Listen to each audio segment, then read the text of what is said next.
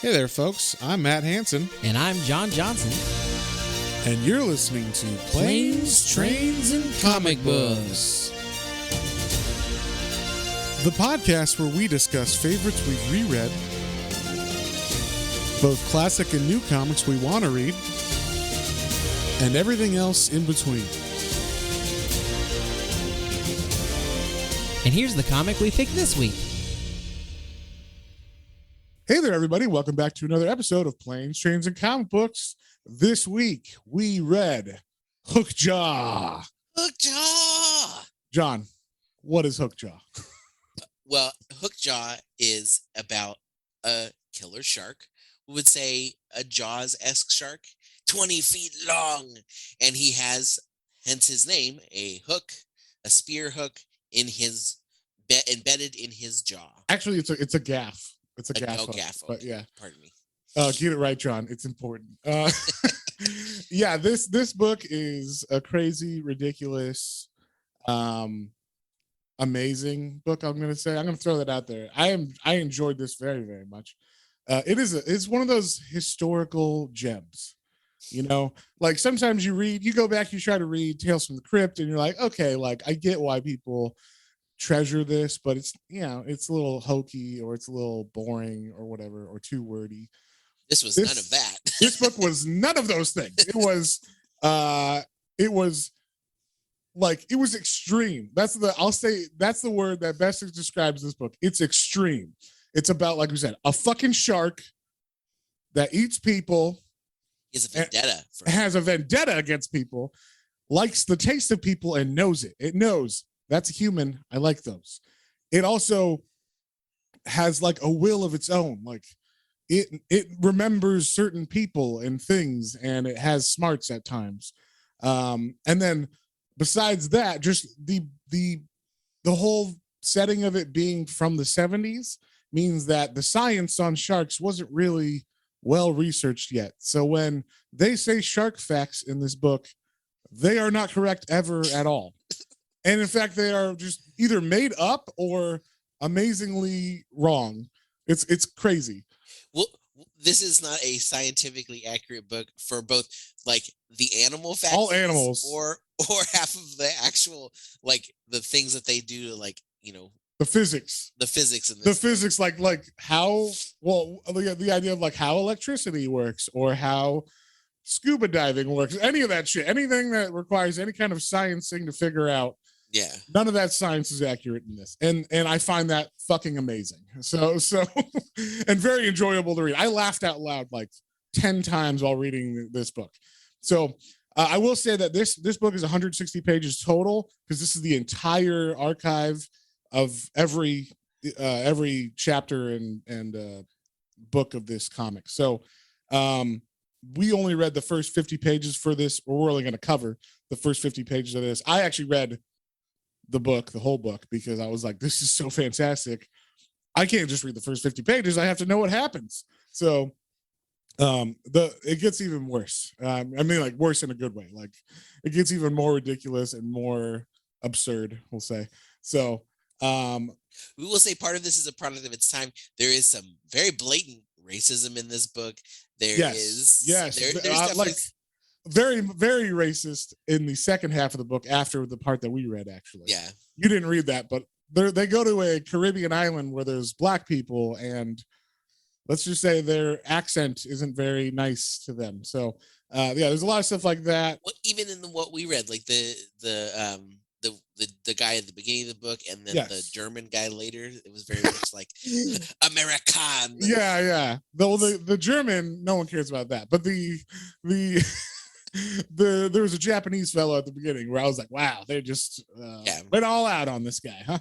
So just be aware that this is definitely, I don't even know if this is a product of its time. It's a product of British time. I'll say British that. time, yeah. I don't think, which is a different time of on its own. Yeah, I say that because I don't think some of the way they portray people in this would have been in a comic. I don't know about on like TV or in the mood of like areas around America. Like if you actually went around, did people say these words and stuff? But like in the in the comics in the 70s and from like Marvel and DC, there was not this like well, the racism was different. You know, it was like they're we look at it now and go, wow, that's racist. But it was like they were trying to have more characters of color, and they might not say the right thing compared to what it was now. But back then, that was like the most woke thing ever. You know what I mean? Like, like you read the Green Lantern, was it the Green Lantern, Green Arrow, you know, book where they're like getting they're trying to help out black people in like inner cities and stuff like that, and the way they talk to them right now wouldn't necessarily be the best thing to write, but back then it was like them trying or whatever. So this is more just like, yeah, we're not even trying, we're just gonna say this guy's bad. But the problem is the narrator says the words, you know, so it's like it's not the character saying the words, it's like the narrator's like, yeah, these people, and it's just like, oh, okay, that's a weird choice to make. So obviously, maybe, and it could be also that maybe those words aren't as offensive in Britain as they are here. You know what I mean? So I don't know. Sometimes that happens where you're like, oh, that word, you know, is really bad here, but not bad over there or whatever. So, but anyway, this book is created by Pat Mills. Do you know who Pat Mills is, John? Okay, Pat Mills is known for writing 2000 AD comics. So he wrote Judge Dredd stuff. He created like ABC Warriors, I believe. I actually met him. Okay. I met him at Comic-Con when we went one of those years in San Diego. Awesome. And he signed my ABC Warriors book. So he is the creator. I'm assuming he came up with the idea of this book or something. And then he didn't write any of the scripts. So all the racism stuff, we're going to blame that on Ken. I don't know who Ken Armstrong is. So but he wrote the scripts. And then the art is by a bunch of different people. There was not like just one standard one, but this is published by Titan Comics, who is kind of the American side of 2000 AD, I believe. Yeah. So that's why it finally got put out. And so let's get into Hookjaw. So we start off with the first issue from 1976 called The Great White Death. It just starts off, a boat is sinking it's the SS Keho is in a hurricane, and there's only 3 survivors as it's sinking. And one guy is in the boat. Oh, we'll say I don't remember Hogan is his name, right? Yeah, Hogan. The one character is Haki. There's a Japanese fellow named Haki, and then there's another white guy who's in the water. I don't remember what his name is. Burns. Okay, yeah. So Hogan pulls Haki out of the water, and he's like, "Oh yeah, you know, there's enough for everybody in this boat. We got to get the other guy." And he's like, "No." Haki's like, "I don't. There's only room for 2 on this. There's only room in this boat for 2 people." And he slits the dude's throat as he's like trying to like get on the boat. And then Haki's like, "You got a problem with that, Hogan?" And he's like, No, it's fine. It's your raft." He's like, "Yeah, you're lucky you were up here before that guy." Yeah. So it wasn't even it was literally like, "No, this boat's only big enough for 2. Screw that guy." Even though it's not, it's definitely like it's a 4-person we're looking boat. at this boat. You can definitely put like 4 people at minimum. Yeah. I mean, if you had to, you could survive with a little bit more, but yeah, I'm sure 4 people could fit on it fine. And so, but this is the origin of Hookjaw. He is up here in Massachusetts area, it says, because what? No. This is, they have their hurricane. They were going from Boston, Massachusetts to the. Oh, I guess I read it wrong. Yeah. Okay. Well, it says it spawned. Well, the reason I thought that is because it said it spawns in the Caribbean, but now it's gone out. It deserted its territory, its home territory, and now it's out wherever these people are. So I don't know where that is, but so they, it's a baby Hookjaw now. There's a baby great white shark. It's not a full grown, but it's like it was now and it was hungry. So it sees the boat and it attacks the boat. It doesn't even like bump it, or it literally just jumps out of the water and tries to flip it over. And they're like, "Oh my God, this shark." And the Japanese fellow, Haki, is like, "Well, I don't want to be shark food. So what I could do is push you over the boat or over the edge into the water, and then the shark will bother with you, and then I'll, get out here away from it. So he does that. He pushes the shark out, and they see a tiger shark as well came in, right? So the tiger shark goes to eat it, and it kills the guy. It kills Hogan, and the sharks kind of fight with each other a little bit, and then magically there's a helicopter there, like from the Coast Guard or something, and Hackey's like, "Oh my God, save me!" or whatever. I finally got out. And they lower a rope to him, and they don't do a very good job. I think now they lower people down, right? Yeah. Yeah. Just climb up this ladder. Yeah, this might be why they lower people down. I don't know, because they lower a ladder down. The guy's hanging on the ladder, and Hookjaw's like, "I'll give me some of that leg," and like, and it's just like, yeah, he doesn't actually say that, but like, he's like, he's still hungry, and so he jumps out of the water, grabs the guy's leg, bites his leg off, and then he also kills the tiger shark that was stealing his food. So then like later it follows the ship, or the Coast Guard helicopter, finds the Coast Guard ship. It's following them on its way to New Orleans, and then they're still in the hurricane, and the boat is hitting these hard waves, and it flies over the edge, or this guy is on the deck and flies over the edge. And this I thought was like, what? I don't know why, but they use hammerheads in this as well. Like, I don't know why they use hammerheads. Hammerhead sharks are not naturally peaceful. Yeah, they're not naturally peaceful, but they're also not like man-eater. Their mouths are like the size of a dog bowl or something. Yeah. So, like, it's not very big. Not like a great white, where you look at that, you're like, yeah, he's fucking gonna swallow you whole or whatever. So it's because it's got a weird head, and they're like, we don't like different things. Yes, pretty much. So so this guy gets his arm bit off by the hammerhead, and then this is the other thing. The Hookjaw does not, play well with other sharks. So he just starts attacking that hammerhead, like, get the fuck out of here. That's like, my guy. He says, I tasted human blood. I want the human. Yes. So there just happens to be a rescue boat like that launched in time to catch him. And so they throw grenades. Yeah, they throw grenades, just straight grenades. I don't know how the Coast Guard has grenades. I don't know. But they throw grenades to scare him away. And that does it. That pretty much scares him away. But then we cut to I guess this is in the future now. This is the other thing. It says 6 months later, but it's like, it's not a normal page break. You know what I mean? So they just throw this random panel in the middle of the page 6 months later.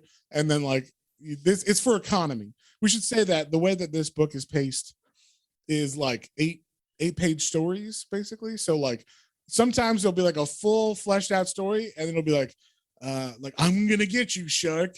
And then there's like one page, or no, they'll say like, there was one specific page where they had a whole story go for like 7 pages, so 7.5 pages, that was like going somewhere, and then they just don't go there. They're like, and then they just like jump to like the Caribbean on the last panel, and that's it. And you're like, wait, what? Like what? Yeah. And then like the next chapter is like the Caribbean or whatever, but that's like a month later or whatever. So it's kind of like, it doesn't make sense the way they pace it. It's like they forgot, oh shit, we gotta like make sure we lead into the Caribbean. And I just throw the last panel in there and like have that be, making sure we set that up or whatever. So it's a weird pacing. So they'll just jump into areas like randomly. But also we should say, I don't know if this is how it was printed, but the first like 2 pages of each segment are color, and then the rest of it's black and white. So yeah, I don't know if that's choice. Well, it's a lot like manga in that way. Like manga usually starts off with like 6 pages that are color for each chapter, and then it goes into black and white. So it's kind of like that, which I get. The color looked really good. Sometimes on the black and white, I'm like, I don't know what's going on. Yeah. But that's because they're like drawing fish underwater, so it's kind of hard sometimes to figure out. Yeah, and especially when it's like multiple sharks on the page and multiple, Yeah. Well, luckily they do the like narration where he's telling you what's happening in the panel a little bit. So it'll be like, luckily Hookjaw swings his fin around and hits the guy's ship. And you're like, oh, that's what's going on in this panel. Like, luckily that was there. Thank goodness there were words there. Yes, exactly. It's the one time I've read an old comic with that shitty narration style in it and it made sense, and I appreciated it. Because most of the time I'm like, why is Stanley talking so much? Like, you know what I mean? Like we can see everything on the panel because you have Steve Ditko or Jack Kirby drawing, so we don't need to explain what's going on in this panel. But on this, we don't have that. We got jobbers who are barely able to draw fish underwater. So and also I was like Hookjaw. Sometimes I didn't know if it was Hookjaw in the panels or a different shark, because there's, like we said, there's other sharks, and they didn't really keep to model for a Hookjaw. You know what I'm saying? So like the only reason you know it's him later on is we'll get to there, but when he gets his hook in his mouth, that's Hookjaw. So anyway, we cut to 6 months later, and Haki's like, Haki, the Japanese guy that got away, he's like now on a vendetta to kill Hookjaw. And well, it's not just Hookjaw, but he's like a commercial trophy fisherman, I guess. Yeah. Which I'm like, I don't even know. Was that a thing in the 70s? I guess it must have been, but I guess, but they're doing it for other people. So it's like, it's not even like, yeah, they're like, we're going to get this trophy for someone else. Yeah. It's like kind of weird. It's like if Bill Gates was like, I would love to have a whale shark mounted and stuffed in my front yard or whatever, and go get it for me, Haki. You know, like that's what would happen. Yeah. And then, so that's what they're doing. They're chasing a whale shark, the most docile and gentle of the sharks. And it's a fish. Well, all sharks are fish. Are they though? Yes, they are. Family. No, all sharks are fish. Come on, John. You have the scientific knowledge of this comic. All right. So anyway, didn't you watch Shark Week? Don't you know these things? They didn't, for sure. The people who wrote this did not watch Shark Week. At least they wrote this. But anyway, they're chasing this whale shark around, and they're shooting it with a harpoon, and the blood attracts who but Hookjaw. And Haki sees the dorsal fin of Hookjaw come out of the water, and he's like, oh my God, that's that shark. I'm going to kill it. Like, I don't even know how he knows. He just says it's a great white shark. It might be the same one that took my leg 6 months ago. Very random if it was, you know what I mean? Like just the off chance that it actually is the same great white. And he shoots it in the dorsal fin, which with like a gun, which blows off like a chunk of it. So that's another way we can tell it's hook fin later on, or Hookjaw. Hookjaw, yeah, it's because of its fin. Hook fin. That's going to be the comic I write. Hook fin. And is going to be not a copy of this, so don't sue me. But yeah, so they have a spear in the back, or harpoon in the back of the whale shark, and the whale shark being gigantic, because they show it like next to the boat, and it's like way bigger than the boat, and it freaks out because it's got a harpoon in its back, and it topples the ship out of the water and like makes it flip over and breaks it all up and everything. And then Haki's in the water, and he's like, oh my God, no. Like the best thing was like Haki was like talking to a guy who was like, this is gonna get us each $20,000. And then Haki sees the guy get eaten, and he's like, well, I guess it's just 40 now for me. So like this dude he's just a scheming he's bad guy. And I would say that's not necessarily the racist part of this. It's what they refer to him as, a name that's not very nice nowadays. But the everybody in this book is a dick. Like the bad guys are all like this guy. So it's not just that he's Japanese that they're saying. They're not making a point on that. I don't think at least, because the later on the bad guy's like a white guy, and he's like a total asshole. So he's just as greedy as Haki is. So yeah, Hookjaw eats Haki finally and just chomps him down. No problem. He dies. So no one got the $40,000. So, and that's pretty much the origin of Hookjaw, where he came from. So yeah, we start the next issue, and this is basically a fishing charter boat that has happened to hook the great white Hookjaw. He's not named yet. He's just the great white of this area. And they're like, oh man, this is great. This shark's fighting back. It's going to be awesome. And they have him on an actual fishing line.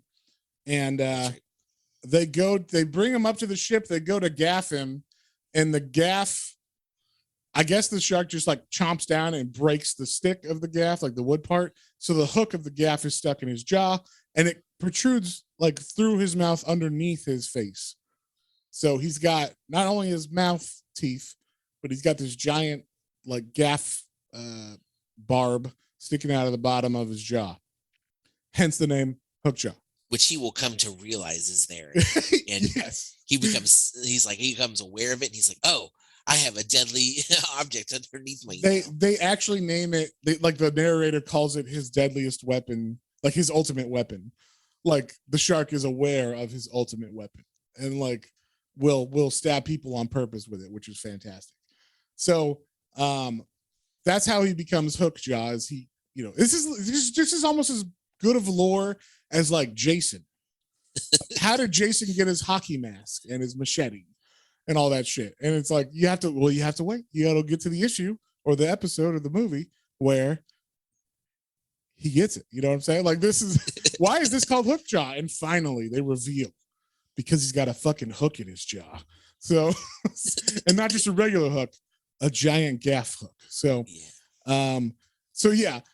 Anyway, Hookjaw, eats those people, and he knocks one of the guys out, and then out of the into the water, and then eats him. It's the guy that got the gaff in his face, and then he proceeds to keep swimming and realizes, hey, there's an oil derrick close by, and so he starts to attack the divers that are working for the oil derrick, and he literally just murders these fucking people. Like, the one thing that was great is the ability for people to move underwater is ridiculous in this, because like they will just be like in their head they'll think I'll just slip him, and like somehow they move to the side in water.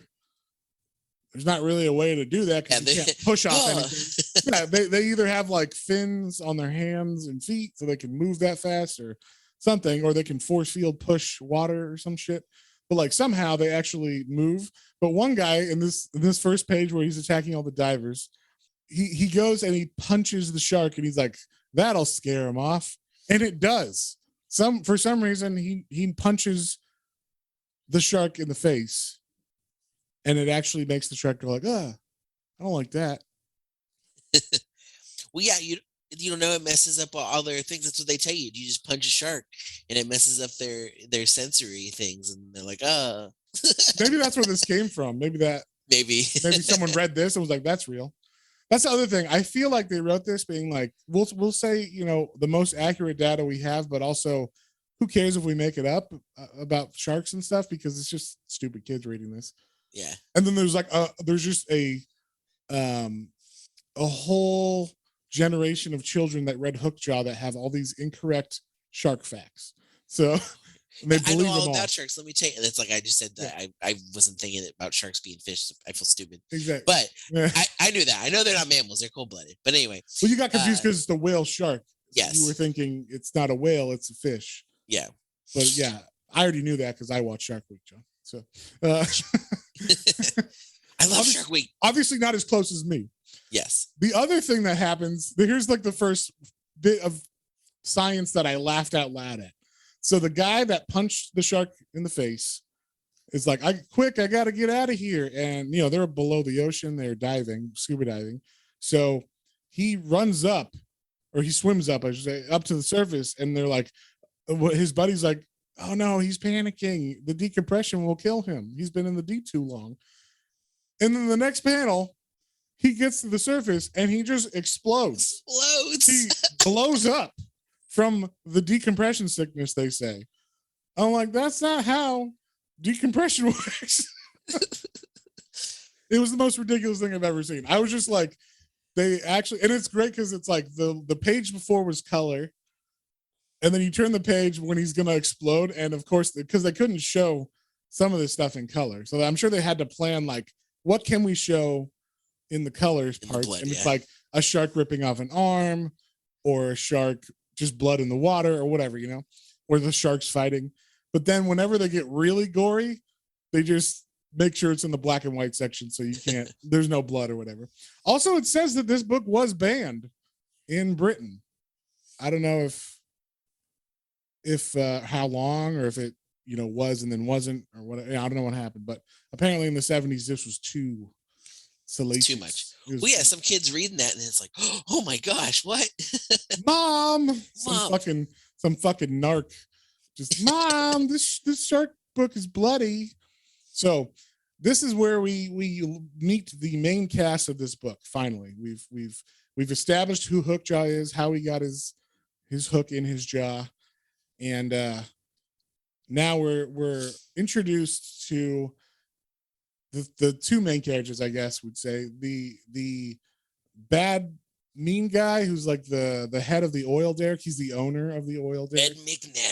Red McNally. He's the oil rig boss. And he actually owns the rig too, because he says like later on, like, my oil, it's my oil. You're trying to steal it from me and all this stuff. So, but he does not give a fuck about people's lives or anything. He's like, if someone dies, he'll just be like, why don't you go jump in and fight Hookjaw now? And they're like, but I would die. He's like, and like he doesn't care. All he cares about is securing his oil and making sure that it is flowing, I guess. So he tries to shoot at Hookjaw but misses. And then there's a guy who's like, I guess I don't know what the fuck he is. The main diver or something? I don't know what the fuck he is. Did they give him a title? No, I never see a title for him. His name is Mason. Mason, yeah, but I don't know. Yeah. And later on, the oil rig. Yeah, there you go. I don't know. I don't think he's the first mate though, because they always argue and hate each other. So I feel like he's an outsider. Like he was brought in as part of the dive team. Yeah. And then that didn't work out or whatever. So, but Mason and him don't get along. And I was gonna say later on, Mason in like the next story arc that you didn't read, he's called like the aqua sports coordinator at the place. So I don't know, like it's either at like this lagoon on an island or whatever, that he's like a resort town or something, and he's the aqua sports coordinator or whatever. So I'm like, okay, I don't know what that is, but all right. So yeah, anyway, him and Red, the oil rig guy, always arguing, and they hate Hookjaw, but they can't do anything about him because and Red can't understand why don't you just go kill him? Even though Red tried to kill him and missed with his gun. This shark will not die. And in fact, other sharks come around because so many people get bloodied from this one shark that the scent in the water, it just attracts them. So and I will say at the beginning, we didn't mention this, but when he bites off Hockey's leg, that's why he follows specifically Hockey. It's because he's like, I like this man flesh. Like, I got to get me some more of that. And it says like he gets like a bloodthirst for just man flesh or whatever. Yeah. So it's fantastic. It's just that idea, like, I'm going to follow this ship because I know that the guy landed on it. And then I'm going to follow his fishing vessel and all this stuff. So in the meantime, I wonder what he was doing when Hockey was on land, like recovering. It said 6 months later. So he's just waiting on the shoreline, waiting for Hockey. He just pacing the shoreline. Yeah.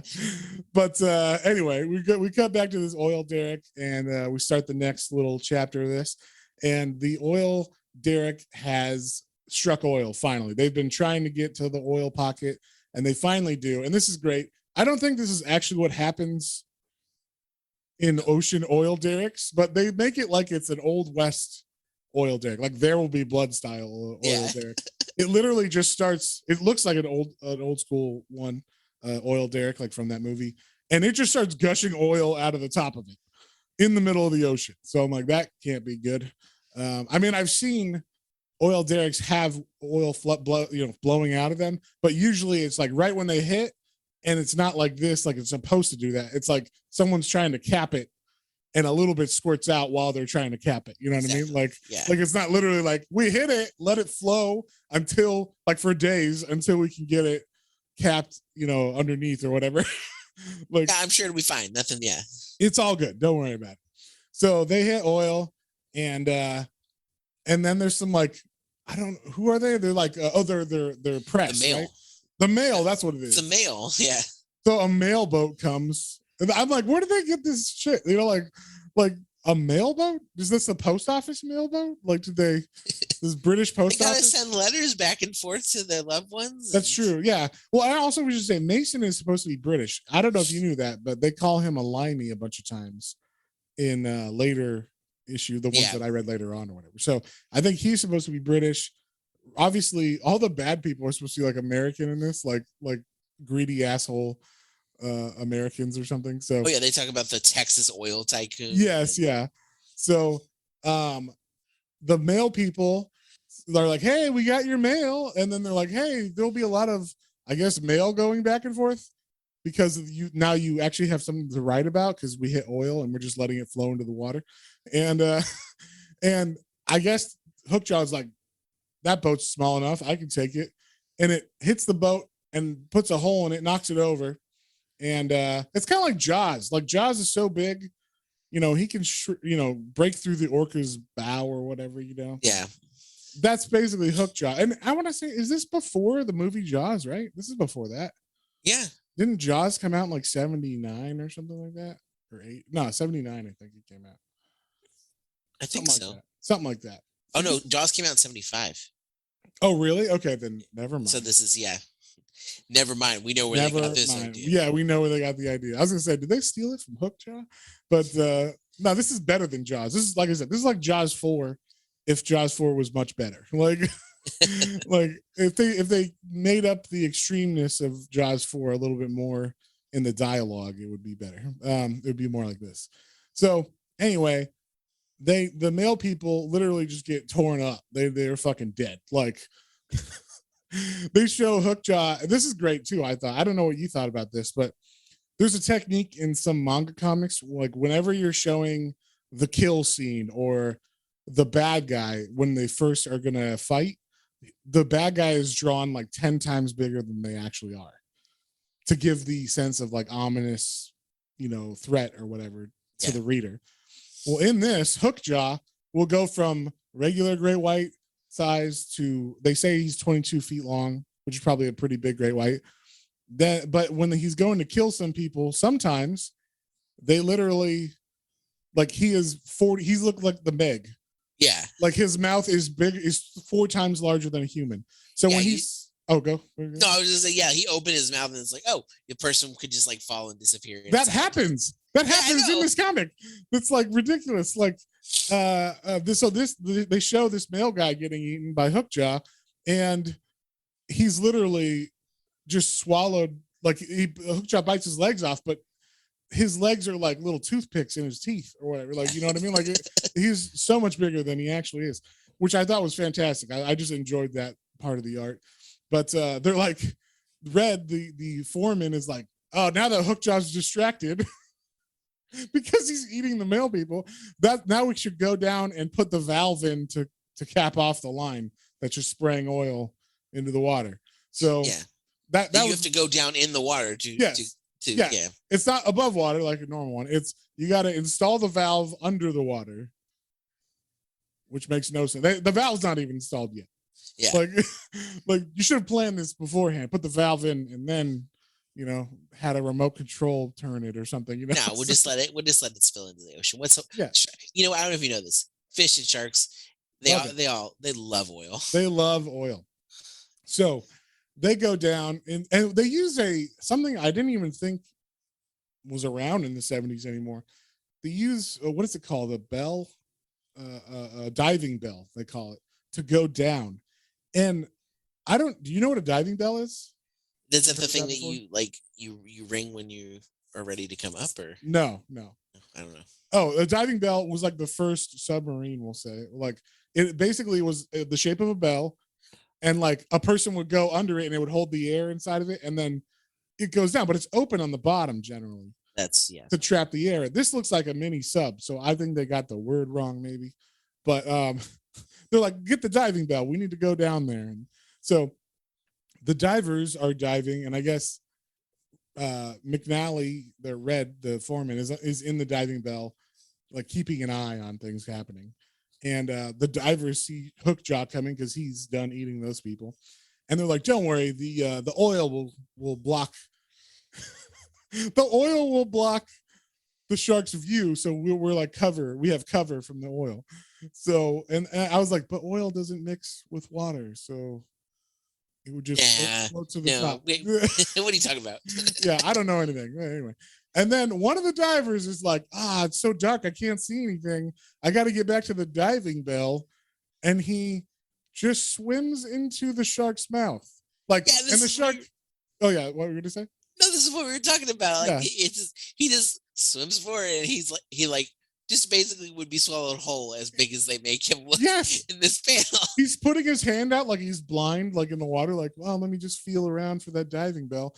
And then the shark's just like, oh, like I'm like, this is like Jonah and the whale style right here. So yeah. So anyway, the diving bell eventually gets his line broke by Hookjaw, and then the people are like stuck in there, and there's just a bunch of shit where they're like like the people were stuck in there, they get out, or Mason gets out with a couple people, but every time Mason gets out, he's always like the only guy that makes it. Yeah, he's like the main character. So yeah. I love that he still works for this guy. He's like, he's like, oh man, I made it, and I can't believe you let all those people die, McNally. And he's like, well, yeah, because my oil. Now get back out there. Now get back out there, or I'll feed you this, Hookjaw. And he's like, all right, I will. Like, it's just like, bro, you can just like call someone and leave, right? Like, there's got to be a phone, or you could write a letter and just stick it out for a couple weeks until someone comes to get you. But either way, and then we get the introduction of the German shark hunter. So yes, Red McNally is tired of Mason fucking up, killing this shark, and so he hires a actual trained shark killer who, it says, lost half of his neck to a mako in Australia.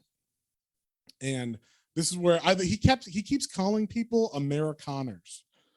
I was like, what is this word? Amerikaner. They spell it with a K. I was like, yeah, Amerikaner. And I guess it's because he's supposed to be German. So it's like, yeah, you Americanas. Like, I don't know what. Yeah, it's exactly. That's exactly. It's to emphasize that hard K. The hard K. Well, I think also like in comics, you know how like if someone's Russian, when they write the dialogue, all their R's are like backwards or whatever. Or backwards, yeah. Even though the letter is not an R in Russian, but like yeah, so like for German people, I guess in the 70s they would just make the letter K be the signifier that this guy is German or whatever. So his name is Karl Kreuzer. Yes. What is it? Karl Kreuzer? Is that what it is? Karl Kreuzer. Yeah. Kreuzer. So yeah, it's spelled like Kruger, but with an S, so Kreuzer. And yeah, basically he tries to take on Hookjaw, and he fails. We'll say it like that. He tries to pull like an Ahab, where he like has a spear and he's on the front of his boat. And this was where like somehow these people can move way better in the water than they should be able to, because he goes in the water and Hookjaw's coming after him, and he just like whoop and like dodges Hookjaw, grabs onto his dorsal fin, and then like they put stuff like like Kreuzer tried to rip open his shark, or to rip open his gills like with his bare hands, because that's the shark's breathing system. And then like but it doesn't really do anything to Hookjaw. He doesn't give a fuck. And luckily Kreuzer gets saved by Mason, and then Mason's always in the water with these people too. Like you said, he keeps going out with everybody, and then he's like, whoa, that was a close call. That was close. I almost died. Sorry for those other people. Again. Yeah, he's always like, man. And then he looks at Red and goes, how could you have killed those people? How could you just let them die? And it's like, all right. But anyway, the Kreuzer is very angry that he was put in that position. So he's like, you know what? Fuck you. I'm gonna kill you, Red McNally. And unless you give me my money, I still want my money, basically. Because like I did my best job. I still want to get paid. And Red's like, here's your goddamn money. And he throws the case of money at him, and it knocks him overboard. So Kruger falls in the water. Cruiser falls in the water, and Hookjaw just is waiting. And this is another panel where he looks literally 40 feet Yeah. long or whatever. Like again, like he's basically like, I don't know, like the size of like a. I don't, in his, it shows him in his mouth, and he's like you can fit four cruisers in his mouth. Like it's just so ridiculous, but I love it. I loved how they would make him so big whenever he attacks people and stuff. And they would also try to like one up every time he kills someone, like how he does it or whatever. So that's true. That's probably my favorite part, is like each time he kills, it's like it's just a little more ridiculous. Yes. And so Red's like, God damn it, I lost all that money. He doesn't care about Cruiser or that he killed someone. He's like, the money fell in the water too. So this was one of the weirdest things I've ever seen. The next story arc of this, they're on a mission now to weld leaky joints in the pipe. So I'm not sure why or how. I guess they are dragging. I don't know what they're doing. If they're dragging a pipe from the shore to the rig. That's what my understanding of it was. It looks like they're welding this pipe from like the shore, to out to the rig now, right? Since it struck water, or since it struck well, pardon me. Yes. So okay, I guess that's what they're doing. So there's a boat bringing this giant pipe that's still connected to land. Like it must be like a flexible pipe, because it's like dragging along the bottom. Kind of like it looks like it's got a belly in it or whatever, because it's dragging in the ocean. But the ship's on top, pulling the top of it over. So they're like, hey, we need to make sure this pipe doesn't have any breaks in it or anything. So you're talking to Mason. Mason, you're the head diver or whatever. You're gonna go into the pipe with diving gear. I'm like, is it full of water? Like, it shouldn't be. The pipe is like full of water for some reason, which I don't understand, because it's connected to the land part, so it should be empty, not full of water. But he gets in his diving gear, and he's big enough to fit in this pipe. This is also the most terrifying job I could think of. Like, hey, buddy, why don't you go into this 4-foot diameter pipe,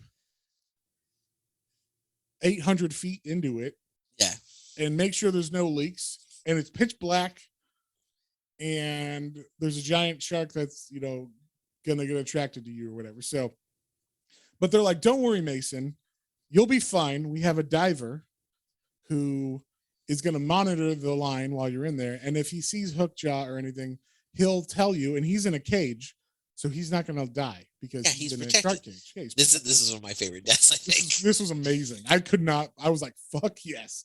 But so this guy's in his shark cage, he can't be killed by Hookjaw. He's in a shark cage. Yeah, and also Mason is in a steel pipe, it says, that is somehow flexible. I don't know if it's like a braided steel pipe or something for this, but whatever. Somehow there's a segmented steel pipe that he's swimming in, and Hookjaw has other plans for the fellow in the cage. The guy in the cage is like, oh my God, Hookjaw's here, but I'll alert Mason if he starts to mess around with anything. But then he looks, he's like, oh wait, that's not Hookjaw, that's just a different great white. Yeah. And it's a female. It's preggers. Yeah, it's pregnant. He's like, that's interesting. And then all of a sudden, he starts seeing little baby great whites. He's like, oh, little weird baby great whites. That's cool. And he's like, they're only a foot long. And then he's like, oh my God, they can fit inside the bars. They're eating me. And then they like, all the babies swarm him. It's like they're little piranhas or something. Yes. The best thing about this, I don't know if you read the foreword of this book by Pat Mills. Yeah. Did you? No, I didn't read the forward. Pat Mills specifically said, like, Ken gave me all the greatest like shark facts, and my favorite one that was like a shark fact, like a real fact, was this: that baby sharks will swarm when they are born, like piranha. And I'm like, I don't know if that's true. At least the way they show it in this, like, I've never heard of it. Not this where they like eat the flesh off of the bone and like leave a skeleton, basically. Yes. Like piranhas. No, like I've seen baby sharks. Like, I've seen things of sharks get, and like they like have like with like fish, like little schools of fish, they get bored Right. by and stuff, but not, Not a human in the water, whatever. So it just looked awesome though. There's just Oh yeah. they're eating him alive. He's like, and the greatest is like his thoughts because he's underwater. I guess they're not thoughts. I guess he's got like a breathing mask on so he can actually talk. But he's like, oh, the baby sharks are coming through the bars. They're biting me. They're eating me alive. Like, get me out of here for God's sake. Get me out. And then like by the time they bring his cage up, he's just like a pile of meat. There's no face anymore or or anything. No limbs, just like the breathing apparatus on a pile of meat with the air tank. So it's fantastic. It's pretty awesome. Yeah. But then they're like, oh no, Mason's stuck in the pipe by himself now. Like, he's all not going to be able to be warned by if Hookjaw's coming. And of course, Hookjaw's like, what's that noise in the pipe? And so that's where I was saying, like, why does he have his like fins on and his diving apparatus, like his air tanks? The pipe isn't full of water, I don't think, at least originally, because you see as Hookjaw breaks into this pipe while he's investigating, water flowing into the pipe. So I'm not sure. He had it just in case. He was wearing his flippers while he was working. Just walking. Yeah, in the pipe. I don't fucking know. But anyway, maybe they just couldn't convey it easily in a drawing, and they're like, whatever, that's close enough. This is for fucking kids. Who gives a shit? So I guess that's probably what it was. But like Hookjaw breaks into this pipe, which the pipe has gotten much larger compared to what it looked like before, so it could fit Hookjaw's face and this guy Mason in it at the same time. But Hookjaw keeps trying to bite him, and he's kind of stuck in the section, like in the side of the pipe. His face is in there, like arr. But Mason is just like 4 feet away from him, and he's like, I know what I'll do. I'll take my torch and I will burn his face by. And this is weird because you're like under the water in the pipe and you can't get out anywhere. You don't know how long the pipe is from to the boat, right?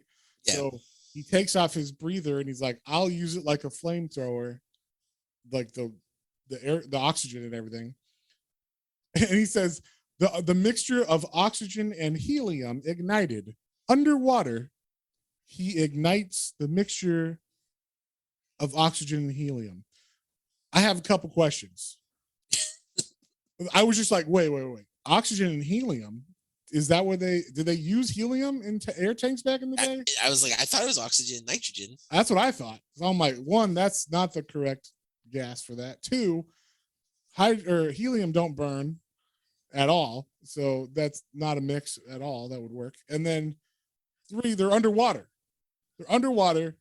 And I get that maybe the torch is made to burn underwater because it's using whatever chemicals that they underwater weld with. But like, and even that I have questions about. But I'll give them that. I'll suspend disbelief for the underwater welding. But how does the oxygen tank ignite? So like that doesn't make any sense how it ignites underwater. But anyway, he's able to scare Hookjaw off with the oxygen tank flamethrower. And also get up to the surface with one breath of air that he had. From like the bottom of the bottom floor where they were. Yeah, he actually got out of the pipe like through the hole that Hookjaw cut into it. So he gets out and then he's got to decompress because he just went to the surface right away. So he goes to like a chamber he doesn't explode. He just goes to regular decompress. Then something what happens, there's some, I can't remember why there was just an explosion on the it's just an explosion. It's just later and then a random explosion on the deck of this. Exactly. It happens. All right, it does. The oil rig, there was a spark, and like we said, there's just oil flowing all over the place on this oil rig. So it ignited the oil, and as it blows up, some people get thrown overboard or whatever, and one of them, there's also divers underneath trying to still shut off the oil. This is the next story arc. So we've had like 3 story arcs in a row where the oil has just been flowing like constantly for, I don't know if this is 15 minutes, a half hour, 4 days, a month, I don't know. Weeks, yeah. Yeah. So, but anyway, now the oil derrick has ignited and is on fire, blowing. At least the oil, I guess, isn't flowing into the water because it's just burning, putting CO2 in the air. So, so the people underneath in the ocean trying to shut off the pipe again, they feel something that goes around them, and they're like, "What the hell?" And they turn around, and it's a giant squid. It's a giant squid. and this is John. You want to explain? Yes, because this is my favorite scientific fact in this. The giant squid gets them in his tentacle grasp, and they're thinking to themselves like, "Oh no, he's gonna get me." He pokes a hole in one guy's stomach. No, wait. But I will say this. So it would be a little bit more forgivable, the bad science in this, if it was the guys saying these things to themselves. Like, I hope he doesn't bite me with his poison beak or whatever. But it's the narrator. The narrator puts a little box that says giant squids kill their victims by injecting fluid into their stomach, which liquefies the intestines. Yeah, like they're underwater spiders or something. Yes. So I've never heard this fact before. And it's not true. But it's amazing. I've watched Blue Planet. I've never heard this before. Right? David Attenborough has never once mentioned this. Oh my God. Can you imagine if they just used the science from this and had like David Attenborough be like, as we all know, giant squids, stalk their prey and bite them with their beaks and inject acid into their stomachs to slurp out their insides or whatever. It's like, what? Slurp them out with their beak like straw tongues. Apparati. So ridiculous. So anyway, like you were saying, the squid bites one of the guys and like gets liquefied in front of the other dude, and the other guy's like, "Oh my God, like it's disgusting." But in the odd turn of events, Hookjaw comes to save the day for these divers because, I don't know about save the day. He's like, I want them humans for the initial save the day. You know what I mean? Yeah. he is the king of this territory. This is his fucking oil derrick. You get out of here, you giant squid. So he starts to fight the squid. And the squid actually like does a pretty good job tangling him up. It looks like he might lose, But Hookjaw, this is where I think this is the sequence where he realizes his true power. He stabs the squid in the brain with his hook. And I think this is where he realizes, fuck yeah, I have a hook. Because then he uses it a lot more after this issue. But yeah, like we said, he kills the squid and the diver gets away. I don't know is it Mason? Is Mason the one? God damn it. Mason's on every part of this. He lives every time. So Mason is the diver that gets away. Also, he punches him again. He punches Hookjaw in the face, and that makes the shark go away, which is great. I was like, wow, he's able to punch Hookjaw now. That's the thing. Like I said, in this panel, Hookjaw looks like he's the size of a pretty small shark, a 12-foot shark or something, compared to a 22-foot great white. Yeah. So he's able to punch Hookjaw like, yeah. And then like Hookjaw's like, my nose. And then like swims away like, oh, you fucker, he punched me in the nose. Like, so Mason gets out, but like we said, it's on fire. The derrick is, and they can't close that valve. And because of that, it actually like blows, like the whole thing explodes. So now you have all these people fly off into the water, and Hookjaw is actually aware of this, and he's waiting. He's just mouth open. Cooked humans flying into his mouth. He's like human barbecue. Yes. So they come up with the idea to have you ever heard of this before? To blow up? Yes. I hadn't heard of it, but like it seemed familiar to me. But I was like, wait a minute, how are they going to put out fire with more fire? More fire. I knew about this because there's a John Wayne movie I think it's from the 50s called, or maybe the 60s. It's called Hellfighters. And it's about guys who go to oil derricks that have caught fire and are just burning. And the only way to put them out, because you can't use water because the water just burns away because the oil is too hot or whatever. Yeah. So you have to use TNT to make an explosion in the middle of the fire, which takes all the oxygen out of it for like a second. It blows away all the air, and that puts out the fire. And then now as long as nothing else around it is hot or burnable or whatever, or on fire, it will just then only be spewing oil. So Red McNally calls in his very own Hellfighter crew or whatever, and like in the middle of this, some people are like in the water. Like I think it might be the people that, I guess it's the people that blew out into the ocean from the last story arc, or the ones that didn't get eaten yet. Yeah, and also I should say, because Hookjaw is killing all these people, more sharks are in the water, just other than Hookjaw, because the blood's all in there and everything. So there's like a feeding frenzy of sharks going on, and Mason is like, we got to save those people. And I guess they have a chopper on board. I didn't know that they had a chopper. This is another reason why can't Mason just fly off the fucking thing? But they get to the chopper, and they go to try to save people. And when they're like bringing people up, just people getting their legs bitten off by Hookjaw, like straight up, and then the whole helicopter falls in the water, and because he pulls it in the water, he pulls it in the water after he bites a dude's legs off. Or was it him or another guy that bites the dude's legs off? I can't remember. But either way, the Hookjaw comes out and bites the helicopter itself and brings it down to the water, and then he kills the rest of the people on the helicopter. So, but the team, the Hellfighter team, I guess, I don't know if he hired a separate team or if they just had TNT on the oil rig ready for this scenario. I don't know. So, it looks like that because it's actually Red that suits up to do it with Mason. Yeah, they put on their asbestos suits. I love that. Well, hey, you know what? Yeah. For all the badness of asbestos, guess what? It fucking works. All right. It keeps the heat off of you. All right. It's not great for your lungs, but also fire is not good for your lungs either. So that's true. So what's worse? Yeah, exactly. In the moment, I would take an asbestos suit to fight fires. So not as a firefighter every day, but for one time, for this situation, I would do it.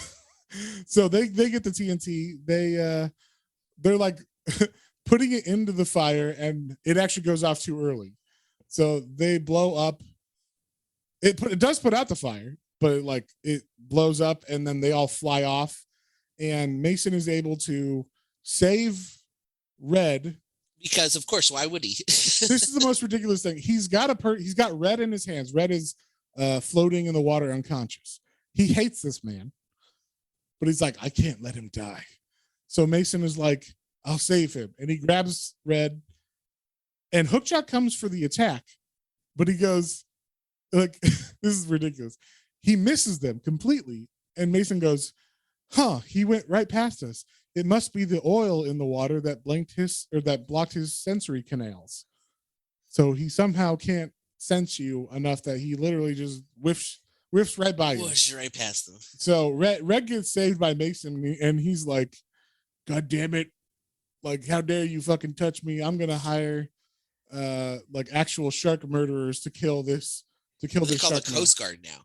Oh, it's the Coast Guard. That's right. That's what the Coast Guard's going to kill. The reason why I thought it was shark murderers is because, like I said, the Americans in this are kind of terrible. So the Coast Guard captain is literally like, I've killed everything in this ocean, and I love murdering fish. And so they're like, the Coast Guard comes and they throw like chum in the water, and then they're like, throw the charges in the water, blow them all. Yeah, they throw depth charges in the water, and Mason's like, you'll kill everything in the ocean, and he's like, that's the plan.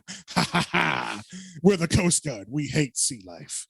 And so it's like ridiculous how evil they make him. And so they're like killing all these sharks. They blow the head off of another great white, and it turns out it was the female great white that gave babies earlier. We find out later, those were Hookjaw's babies.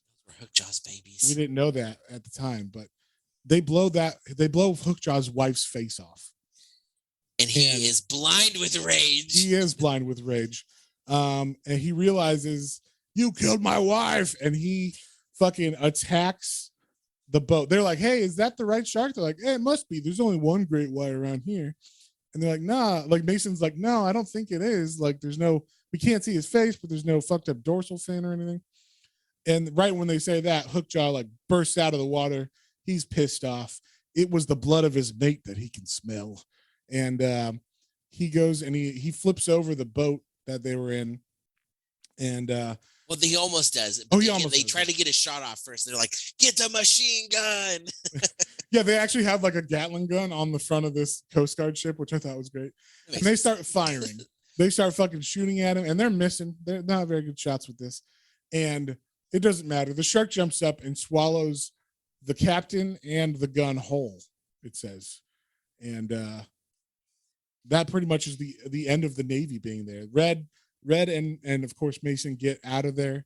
Like I said, I don't know why Red is able to survive all this shit. They have to. He just, his bloodlust has to grow for Hookjaw, and True. That's it's true. like they're like ultimate. Like they're gonna head on head. Yeah, he's like the Ahab of this book. Yeah, or something. Like he's got to be the antagonist of the antagonist, So, and I guess Mason is like the enemy of my enemy is my friend. I was hoping Hookjaw, when he ate the machine gun, was gonna get like it stuck in his mouth, and then have like oh my god, and a machine gun. Oh my god, that would be amazing if that happened. I think you just wrote a new Hookjaw comic, John.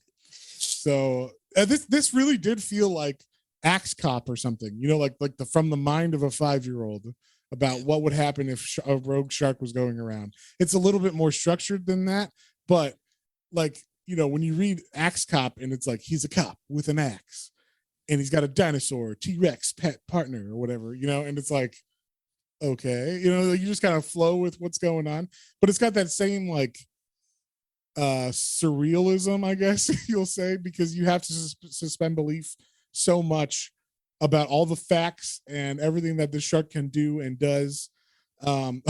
This next part of this is also ridiculous. There's like a storm coming, a hurricane coming, and a plane gets struck by lightning and crashes down next to the oil derrick. And everybody on this plane, like the plane doesn't fall apart when it falls in the ocean. It stays completely intact because they're saying like don't breach the windows. We're airtight or whatever. So like when this airplane hit the water, it hit the tower, the derrick on its way down. And I guess it just slightly coasted into the water and stayed fully intact. So there's a stewardess who's trying to keep everybody calm. And there's one guy specifically who's like, stewardess, I'm Herman J. Rosenheim, president of the First Bank of Ohio. I'm very important. I want to talk to the pilot and give him a piece of my mind. And this is the greatest fucking reveal ever. So he says this, and she's like, no, you can't talk to him. Just sit down. Don't panic. I'll get the captain. And we turn the page. She goes into the captain's quarters, or the quarters, but it's the front of the cockpit. She opens the door to the cockpit, and fucking Hookjaw has just is munching on the captain's face, like just full body pulling, and just right through the window of the plane, like, hey, captain. Yeah. So that I guess happening allows the sharks to get into the cabin a little bit, but they're like smaller sharks. They start rushing in, and then they start eating people, and there's all this crazy shit happens. But basically, the plane is still sitting on top of the water ish. So I don't know. I mean, like the nose, I guess, is in the water. Is that what's going on? Yeah, the nose. Now it's starting to do like a front sink a little, but there's still pressure in there somehow. And this is the most unsciency thing possibly in this. So Hookjaw is waiting outside. All the people that are in the cabin, which is still pressurized, are looking out the windows as they're sinking, and they're like, oh my god, there's sharks looking in the windows at us, like, I'm gonna eat you, like they're picking out their meals or something. And Mason had actually got onto the plane before it went under, so he's inside the cockpit, and he's like, or he's not inside the cockpit, but he's inside the main area, and he sees an axe on the wall. Why is there a fire axe on a plane? You need a fire axe on a plane.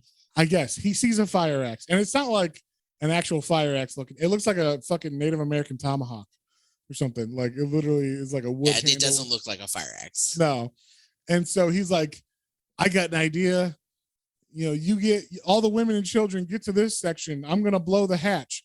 And he hits the axe into the door, the emergency door hatch handle or whatever. And all the women and children are shot into safety away from the sharks by an air bubble because the pressure of the air. It's just so, it's so compact. They're fine, obviously, and they just get whoosh all together, shot out in like a big air bubble to safety. Yes. All the women and children first. All the women and children, but the men did not. So, and this was great. This banker guy is trying to swim, but he gets scared. And so Mason sees Hookjaw like turning towards him. And Hookjaw looks like he's about 3 feet away from him right now. So like, or 3 feet away from the banker.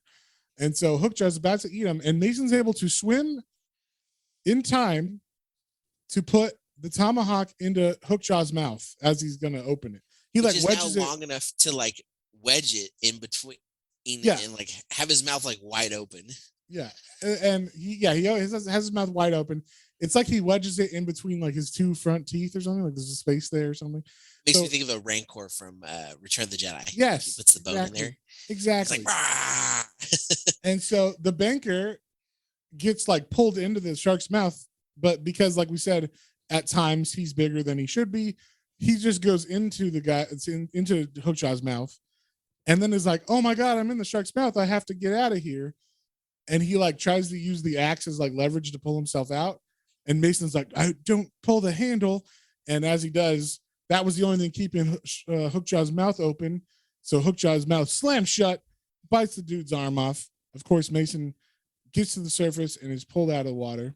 The derrick itself is falling apart by the hurricane. There's a hurricane.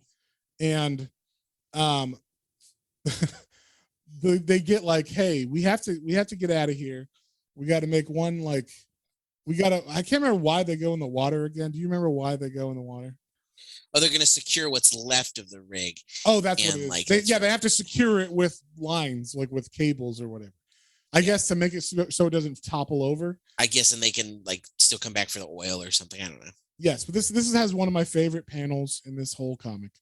So they're like, it's nighttime. We got to dive down there. Like we'll bring a light with us. So there's 3 guys now. There's Red, who's the only person there's only 3 people left on this deck. There's Red. There's a guy named Rick, who's been kind of like Red's right-hand man with things. And then there's Mason. So they all 3 go down there, and Rick is the guy who's holding the light, the diving light for them. And so they can see what's going on. And as they're like getting set up with the cabling and everything under the water, they're like, man, I can't believe we haven't seen Hookjaw yet. And then Rick has the light and he looks over and he sees, oh, it's Hookjaw's little cave. Hookjaw is sleeping like a bear in a cave. Not having to continuously swim to have water go across its gills to make sure it keeps breathing. Nothing Just- like that. Just sleeping in a cave. Yeah. Little Z's. Yeah. So yeah, like they're like, oh my God, I can't believe Hookjaw is asleep. And then we get a little note from the editor. It was thought that sharks never slept, but recently researchers shown that they fall into a kind of trance to recharge their systems. So they specifically put this in here because they're like, this is new science. Like, and then they draw it. They didn't fully understand it though, because they draw it like he's sleeping, you know, in a cave or whatever. So Red, sees Hookjaw and is like, oh, this is the perfect time. I can stab him while he's asleep. I'm gonna stab him in his brain. So he goes to Hookjaw, who's like probably thinking about his wife and kids and wonders All how the his good kids times are he had. doing. Yeah, exactly. That guy he ate that one time. And and he gets stabbed in the head, but it doesn't hit the brain. It was off center slightly, so it doesn't hit him. It just wakes him up, and now he's pissed. Hookjaw, while he wakes up, moves his face and stabs Red through the shoulder with his hook. With the hook. So now Red is like stuck to the face of Hookjaw as Hookjaw's like swimming towards the other guys to like eat them. And one of the guys, this is one of my favorite lines. The guy with the light, Rick, he's shining it into Hookjaw's face to try to like distract Hookjaw, and he's like, I've dazzled it with my searchlight. Like he dazzled the shark with a light. That's amazing. I don't know. It was just like one of the funniest things I ever read in a shark comic. But so Red is able to get out of the way, but unfortunately Rick, who has the light, is I guess he's got a power line with his light, and he knows the shark's coming towards me. I'm not going to make it. So he takes the cord that's going to his light. The most realistic thing ever in this comic. Yeah, he is underwater. He cuts the line, which is still live. I don't know why he holds both ends of it, because one end has the light, which doesn't matter, and the other end has the power, which does matter. It makes it look like they're both electrified, and when you put them together is when it will. So I don't know why, but for some reason he doesn't die as he breaks the line and the electricity shoots to the water. No, that doesn't happen. Electricity doesn't like water apparently in this book, but it does like sharks, because when he gets bit by Hookjaw, it like hit the bite like connects the lines together basically. Yeah. It electrocutes Hookjaw, and and Rick is dead, and Mason's like, man, like I'm sad that it had to be, but Greaser gave his life to save us or whatever. So that's pretty much the death of Hookjaw, we think, right? He's dead. And then, but is it? And the next story starts, and we see the body of Hookjaw is just floating. He's stunned, though. It says he's stunned from the tremendous shock of the electrical cables. He is sunk down to the seabed, but lurking in the seabed area is barracudas. Evil barracudas see this meal of this shark, and they start to bite him. There's multiple barracuda too. There's like because barracudas hunt in packs apparently. Of course they do, and also strike like piranhas or whatever. So they just start biting Hookjaw, and he is woken up from this deathly shock that he had, because the barracudas are biting him, and his sense of survival wakes him up. Yes. His instinct to fight him off. So he is left killing the barracudas. What were you just saying? I was just saying this is probably the way that this goes is pretty fantastic. So it's Hookjaw fighting for his life against these barracudas, and then Rick and Mason are guy out of the water, and they're on like one of the I guess last pieces of the rig, and they're like, and so they have like a little like fight basically now. So it's like the two main evil guys are fighting like their last like little it was just funny the parallel that they made there. Yes. And so Mason and Rick or Red get in a fight, and Mason is hit overboard or off the derrick into the water, and now Hookjaw, he's up and running. He's near the oil derrick, and he's like, someone fell in the water. I'm gonna bite him. But Mason, being Mason, doesn't die or anything. He just kind of gets out of the way. And Red is like, oh my God, I'm gonna kill that fucking shark, because he's gone mad. They say it wasn't just that he was in a fight with Mason. He was like, it's just the two of us, and you want all my oil money. That's why you're going to try to kill me. Or he goes crazy for no reason. And he's got a harpoon in his hands, they say. It doesn't look like a harpoon. It looks like a chain with a very weird looking weapon on it. Yeah. I don't know. The spear point is like 6 barbs, so I'm not exactly sure what it is, but they say it's a harpoon. He jumps in the water to fight Hookjaw. That's what you do. If you're going to fight Hookjaw and you're going to mano it, you can't have a shark fight you on land. You have to go to his domain, all right? So he jumps in the water, and he's like, I'm going to stab you in your fucking brain. Like, he doesn't say fuck, but he gets all mad. And Hookjaw, he does actually stab him in the head again. Doesn't hit his brain. But Hookjaw, when he's pulling away, the chain gets wrapped around Red's foot, and then Hookjaw begins to pull him around, and eventually he actually bites off the foot of Red. And does he? Yeah. This is like the best kill, I guess, in the whole series is at the very end of it. Mason actually he gets like hurt by Hookjaw as he was dodging, and he gets cut by the hook on his stomach. Yeah. And so he's bleeding out, but he's not dead. And he happens to find a chunk of wood. He's just sitting on the wood waiting, and just so happens, a ship or a plane flies over, and it's a water landing plane, and they land and save him. But in the meantime, we see Red is just going hog wild on Hookjaw. He's bleeding out from that, but he's able to like rodeo himself up on top of Hookjaw. He's on, and Hookjaw keeps coming out of the water like a fucking whale or something. I don't know why he's like letting Red breathe, but he could just be dragging him under the water, no problem. So Red's like, I'm gonna kill you, and he keeps stabbing him with the harpoon. Like, he pulls it out of his head, stabs him again, pulls it out of his head, stabs him again. And then at the very end, the harpoon is gone. He dropped it or something, or it's stuck in Hookjaw's head.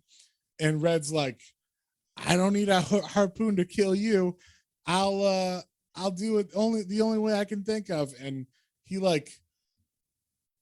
says that he's not going to let the shark take him like the others. And he puts his hands on either side of the shark's jaws as Hookjaw's trying to eat him. And he like tries to hold the jaws back. And he does. It says, I can't hold much longer. So like he's able to hold a shark's jaws open for at least strong. A limited piece of time. Yeah. Well, he is an oil man. Yeah. Like he's a roughneck, we call them, So he but he can't last that long, because eventually his arms give out, and he literally when Hookjaw bites him, he must have been pushing really hard to resist, because all of his limbs burst off of him. Like his whole body is crunched and everything bursts out of him. Yeah, so the panel's fantastic. He explodes, and then Hookjaw it says, soon all was left was the ruins of the rig and the great white shark Hookjaw. So he is victorious. And then we get this little thing, this little note, author's note, the last thing in this book.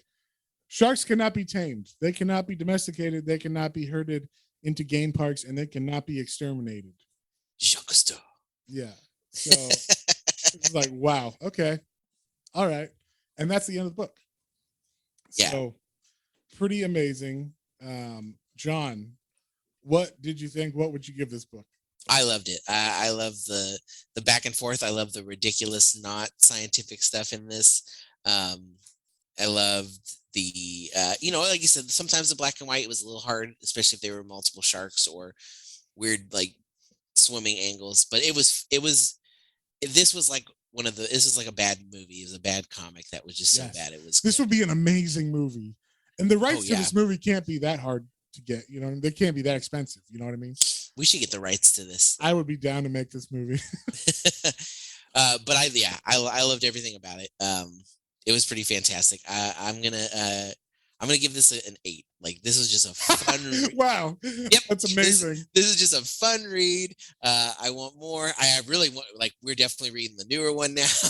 Yeah, we want to read the new one for Shark Week this week. So, because there's like a new one that was written in like the mid 2000s or late 2000s or 2010s, I mean. And so, I think we'll do that for Shark Week this year, just for funsies. And I can't imagine I don't know how you top this, you know what I'm saying? So I feel like it's going to be like the more serious version or something, where I'm like, I don't know if the more serious version works compared to this one, but yeah, so I'm going to give this one, now that you said an 8, I'm like, it kind of was an 8. I had a blast reading this. So yeah, I'm going to give this one an 8 too. I think we both enjoyed it. I loved the scientific nonsense that was in this book.